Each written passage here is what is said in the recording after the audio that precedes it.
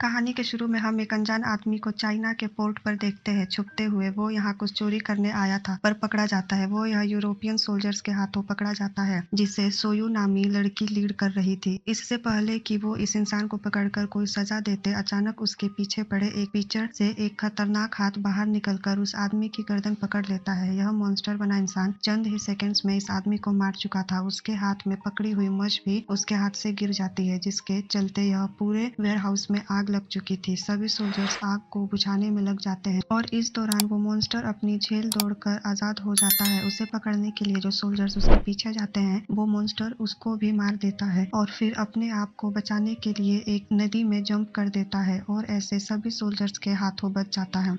अगली सुबह हम अस्तबल का सीन देखते हैं जहाँ एक आदमी अपने घोड़े को घास डाल रहा था तो उस घास में छुपा वो मॉन्स्टर मिल जाता है। इसे देखकर वो बुरी तरह डर चुका है। वो इसे भूत समझ रहा था। डर के ये आदमी यहाँ से भागने लग जाता है और मॉन्स्टर इसके पीछे था। इसी दौरान हमें एक उड़ती हुई रस्सी दिखाई जाती है जो कुछ ही सेकंड में इस मॉन्स्टर की गर्दन से लिपटकर उसे पकड़ चुकी थी। ये रस्सी फेंकने वाला इंसान था। असल में फे होंग एक बहुत ही अच्छा कुंग-फू चैंपियन जो इस मॉन्स्टर को अपने कंट्रोल में ले आया था।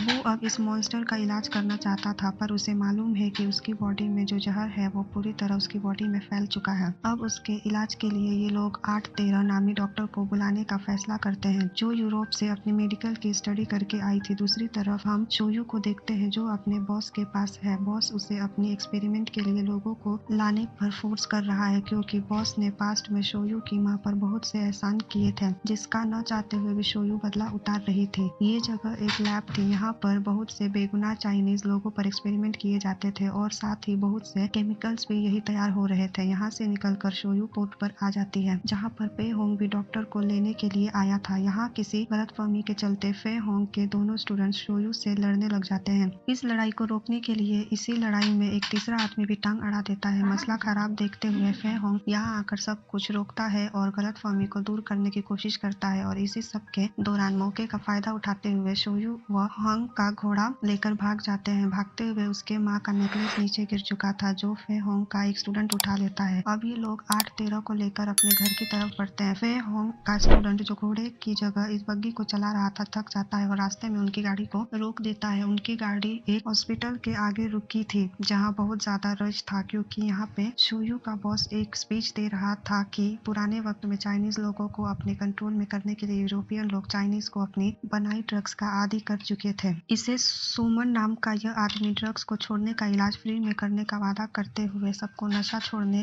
का मशवरा दे रहा था। जो सुन होंग उसकी अच्छाई से इम्प्रेस हो जाता है क्योंकि उसे अभी सोमन की असल हकीकत नहीं पता। हॉस्पिटल के अंदर वो खतरनाक एक्सपेरिमेंट किया करता था। खतरनाक ड्रग्स बनाकर चाइनीज लोगों के अंदर इंजेक्ट कर दिया था जिससे बहुत से चाइनीज लोग मारे भी जा चुके थे। वो अपने इन एक्सपेरिमेंट से इंसानों को ताकतवर बनाना चाहता था पर यहाँ पर फे होंग और 813 दोनों फे होंग के घर पहुंचते हैं और उस मॉन्स्टर बने इंसान का इलाज शुरू हो जाता है जिसके बाद 813 फे होंग को अपने यूरोप से सीखी हुई तलवारबाजी दिखाती है। उसकी मूव्स को फे होंग चंद सेकंड में ही फील कर लेता है और उसे कहता है कि कुंग-फू सीखने का जिसकी मदद से वह अपना अच्छे से सेल्फ डिफेंस कर सकती है। इसके बाद 813 सोमिन के हॉस्पिटल में जॉब अप्लाई करने के लिए जाती है। ये वही आदमी है जिसकी हॉस्पिटल में अजीबोगरीब एक्सपेरिमेंट्स होते हैं। वो इस वक्त शोयू को उस मॉन्स्टर बने इंसान को ढूंढने को कह रहा था जिसका फे होंग इलाज कर रहा है। इतने में ही उनके ऑफिस में 813 आ जाती है जिसकी सीवी देखते ही सोमन उसे जॉब दे चुका था। इसके बाद 813 सोयू से बात करने लगती है और उससे रिक्वेस्ट करती है कि एक पेशेंट को इस हॉस्पिटल में कुछ टेस्ट करने के लिए। ऐसे सोयू को पता चल जाता है कि जिस आदमी को वो ढूंढ रही है असल में वो फे होंग के कॉलेज में है। यह खबर वो फौरन जाकर अपने बॉस को बताती है और प्लान बनाते हैं रात में ही उस मॉन्स्टर को मारने का, लेकिन सोमन उसे किसी वजह से ऐसा करने से मना कर देता है। सोयू हॉस्पिटल के कुछ इक्विपमेंट ले जाती है उस मॉन्स्टर बने इंसान का इलाज करने के लिए और अगले दिन लैब में उसका ब्लड टेस्ट करती है जिसके ब्लड में उसे अजीबोगरीब पार्टिकल्स मिलते हैं। 813 यह बात जान जाती है कि उसके ब्लड में सिंथेटिक ड्रग्स है जो कि आम ड्रग्स से कई ज्यादा ताकतवर है। इस आदमी के इलाज के लिए सोयू से मदद मांगती है और सोयू उसे एक इंजेक्शन दे देती है जो घर आकर 8-13 सबसे छुपकर उस इंसान को लगा चुकी थी। ये सब लोग मिलकर जब खाना खा रहे थे तो अचानक से वो मॉन्स्टर बना इंसान पागलों की तरह चिल्लाने लगा। जब सभी लोग उसके पास जाकर उसे देखते हैं तो उसकी वेन्स बिल्कुल काली हो चुकी थी। वो एक भयानक मॉन्स्टर में बदल रहा था। उसकी खराब हालत को देखते हुए फे होंग फौरन उसका इलाज शुरू करता है और उसकी बॉडी से पॉइजन निकालने में कामयाब हो जाता है। लेकिन अफसोस ये पॉइजन ने फिर भी उसके दिमाग पे असर कर दिया था, जो जानकर 8-13 अंदर ही अंदर गिल्टी महसूस करने लगी कि ये सब उसकी वजह से हुआ। दूसरी तरफ सोमन अपने एक्सपेरिमेंट में बिजी था जो अब कामयाब भी हो रहे थे। उसके बनाए हुए ड्रग्स से उसके टेस्ट सब्जेक्ट्स यानी इंसान बहुत ही ज्यादा ताकतवर बनते जा रहे थे। इस टाइम भी जिस इंसान पर उन्होंने एक्सपेरिमेंट किया था वो इंसान ताकतवर होकर यहाँ एक डॉक्टर को मारने ही वाला था कि सोमन पीछे से उसे ही शूट करके मार देता है। अगले दिन फे होंग का बर्थडे था जिसे प्लान के मुताबिक उन्होंने 8-13 के हॉस्पिटल के पास वाले रेस्टोरेंट में सेलिब्रेट करना था। 8-13 उसका यहाँ वेट ही करती रह जाती है और फे होंग एक बच्चे को किडनैप होने से बचाने में फंस गया था। बच्चे को बचाने के बाद वो गुंडों से लड़ता है और फे होंग की कुंफू स्किल देखते हुए उसे हराने के लिए ये गुंडे कुछ ड्रग्स का इस्तेमाल करके बहुत ही ताकतवर हो जाते हैं। खैर फे होंग उन ड्रग के बावजूद भी उन्हें हरा देता है।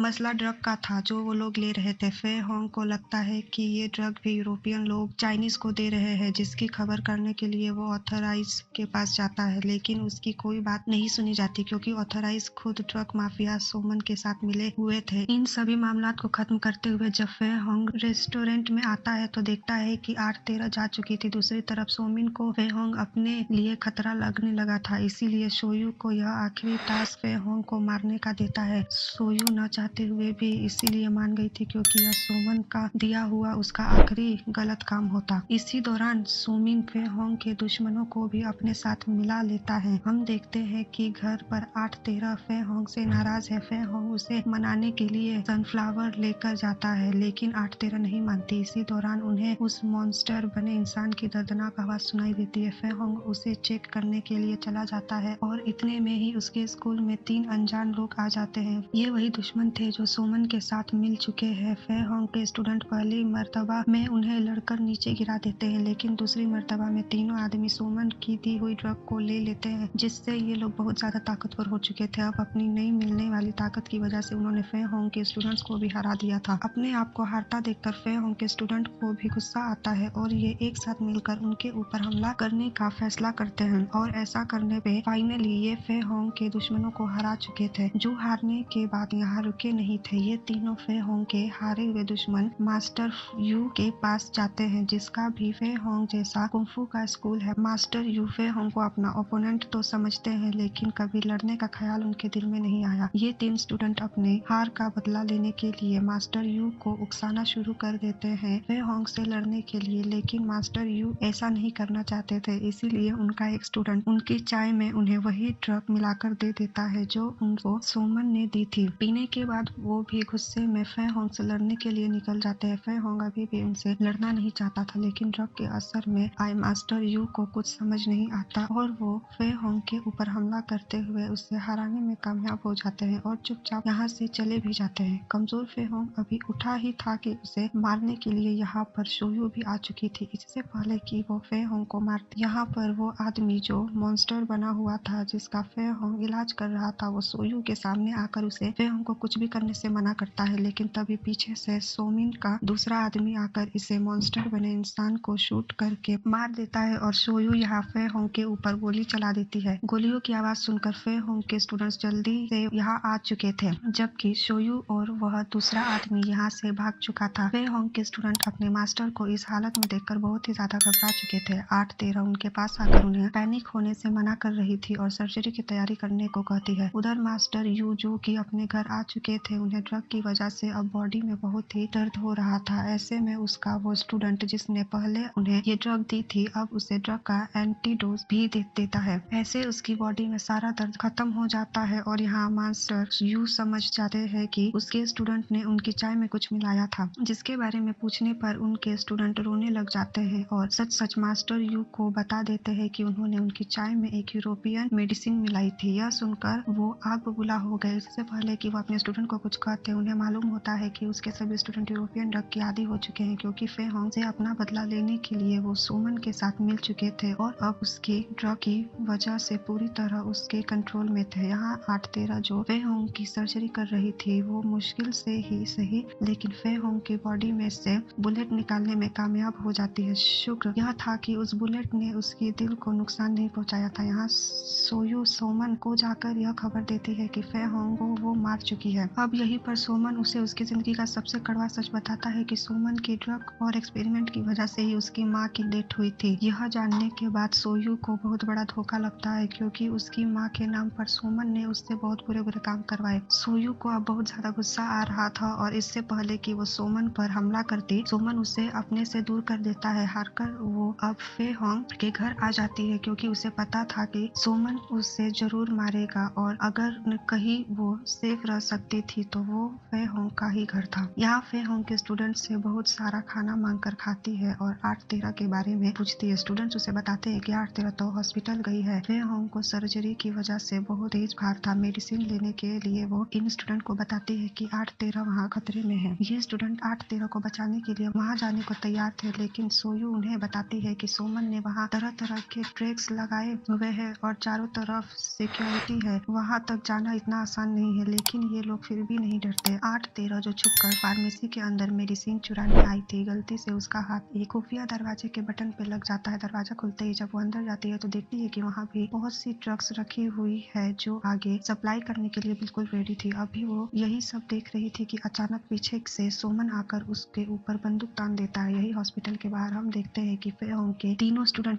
पहुंच चुके हैं। उनमें से एक ज्यादा बीमार होने का ड्रामा करता है ताकि उन्हें हॉस्पिटल में एंट्री मिल सके लेकिन अंदर आते ही गार्ड्स इन्हें पहचान लेते हैं। मजबूरन इन्हें लड़ना पड़ता है और यहाँ लड़ाई का माहौल देखकर यूरोपियन सोल्जर्स भी एंट्री कर लेते हैं। इतने सारे लोगों से तो ये अकेले लड़ भी नहीं सकते थे, इसीलिए सरेंडर करना इन्हें ज्यादा बेहतर लगता है। इससे पहले कि सोल्जर्स इन्हें पकड़ लेकर ले जाते, यहाँ कोई हवा में उड़ते हुए और सोल्जर्स को नीचे गिराते हुए एंट्री करता है और यह और कोई नहीं बल्कि जख्मी फे होंग है। उसके साथ साथ सोयू भी यहाँ उसकी मदद के लिए आ चुकी थी क्योंकि वो हॉस्पिटल को बहुत अच्छे से जानती थी। इस सभी सोल्जर्स को हराने के बाद ये लोग दो टीम्स में डिवाइड हो जाते हैं। 8-13 को ढूंढने के लिए यहाँ इनका सामना सोमन के लोगों से भी होता है लेकिन वो बड़ी ही आसानी से उन्हें हराते हुए आगे बढ़ जाते हैं। फे होंग अब उस कैद खाने तक पहुंच गया था जहां बहुत से चाइनीज लोगों को एक्सपेरिमेंट के लिए रखा गया था। उसके सामने उसकी तलाश भी थी, यानी 8-13 जो जंजीरों से बंधी गई थी। फे होंग उसे बचाने के लिए भागता है लेकिन हम यही देखते हैं कि मास्टर यू जो कि सोमन के साथ मिल चुका है वह उसके ऊपर पीछे से एक बहुत बड़ा हथियार से हमला करता है। फे होंग यहाँ जख्मी होने के बावजूद भी मास्टर यू से अच्छे से मुकाबला करता है। दूसरी तरफ फे होंग के स्टूडेंट सारे इलीगल ड्रग को तबाह करने का काम शुरू कर देते हैं लेकिन वहाँ पर मास्टर यू आ जाता है। एक स्टूडेंट खुद को उसी ड्रग से इंजेक्ट करके बहुत ही ताकतवर बनकर इनसे मुकाबला करता है। इस मर्तबा उसे लड़ना इन तीनों के लिए मुश्किल हो रहा था लेकिन फिर भी सब जब दोबारा एक साथ मिलकर लड़ने का फैसला करते हैं तो उसे हरा ही देते हैं। उसे हराने के बाद ये लोग ड्रग को नष्ट करना शुरू कर देते हैं। ड्रग को नष्ट होते देख सोमन का सेक्रेटरी आकर उस लड़के पर गुस्सा करता है जिससे उसने इन्हें रोकने का काम दिया था। इससे वह लड़का उस सेक्रेटरी को ही गर्दन तोड़कर मार देता है। उसे अपनी हार का इतना गुस्सा था कि वह बर्दाश्त नहीं कर सका। वह किसी तरह फे होंग के सभी स्टूडेंट को हराना चाहता था, इसीलिए इस मर्तबा वह ड्रग अपने दिल में इंजेक्ट कर लेता है। इस बार जब वह सबके सामने आता है तो सभी के लिए उसे हराना मुश्किल हो रहा था लेकिन जैसे तैसे करके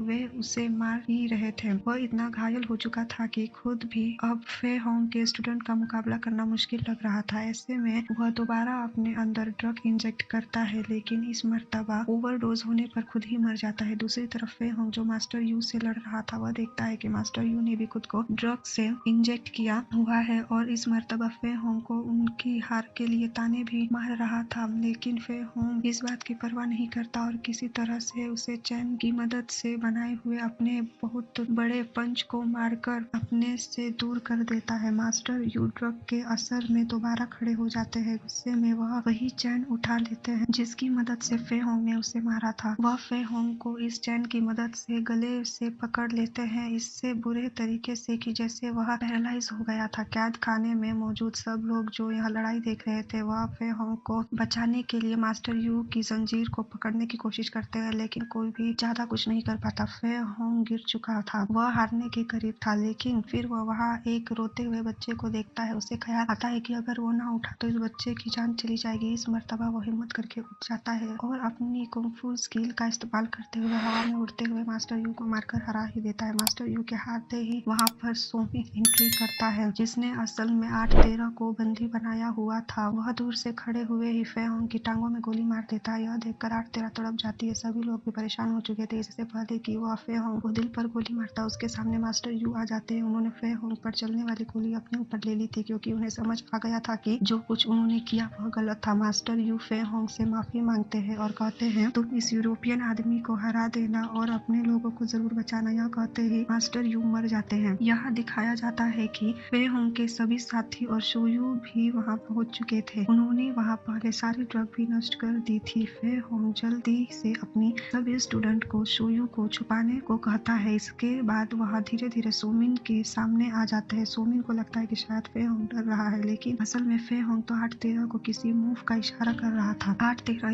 यहाँ उसकी बताई हुई मूव इस्तेमाल करती है तो सोमिन पीछे जाकर एक बड़े से बॉक्स में गिरता है। इस बॉक्स में उसकी बनाई हुई ड्रग्स बॉटल में बंद थी। बॉटल टूटकर उसके जिस्म में घुसने की वजह से ये ड्रग उसी बॉडी में चली जाती है और वह अपनी ही बनाई ड्रग के असर में मारा जाता है। फे होंग अपनी बहुत सी चोटों की वजह से यहाँ तकरीबन गिरने ही वाला था, लेकिन उसके सभी स्टूडेंट से संभाल लेते हैं और यहाँ मौजूद सभी कैदियों को भी आजाद करवा लेते हैं। इस दौरान 8-13 उससे माफी मांगती है। 8-13 यहाँ उसे अपनी प्यार का इजहार भी करती है, जिसे सुनकर फे होंग की खुशी का ठिकाना नहीं रहता, क्योंकि वह भी बहुत पहले से ही 8-13 को पसंद करता था। ये सब लोग फे होंग को लेकर उसके घर चले जाते हैं। कहानी की आखिरी दिन में दिखाया जाता है कि सोयू भी अब फे होंग की स्टूडेंट बन चुकी है। ये सभी लोग एक साथ मिलकर खुशी से रहते हैं और इसी को दिखाते हुए यह कहानी खत्म हो जाती है।